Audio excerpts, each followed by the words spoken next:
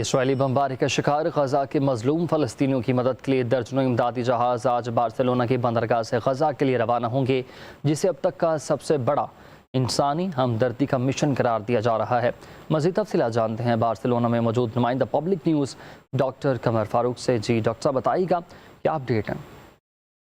میں port Barcelona پر موجود ہوں اور یہاں پر گلوبل سمود فلوٹیلا مشن کے تحت یہاں پر لوگ جو غزہ کے اندر محصور ہیں فلسطینی، ان کی امداد کے لیے یہاں سے بہت بڑی امدادی سرگرمیاں جاری ہیں، جو کل 31 اگست کو یہاں صبح سے روانہ ہوں گی۔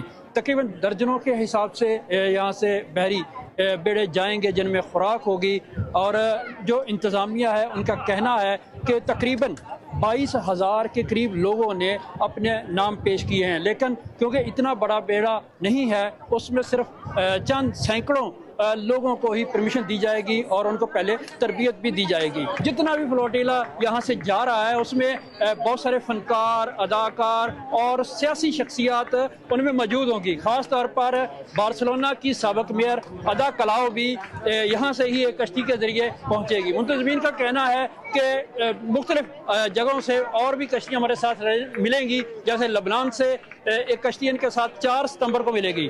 منتظمین کا یہ بھی کہنا ہے کہ یہ فلوٹیلا تقریباً 7 دن بعد غزہ پٹی کے قریب پہنچے گا۔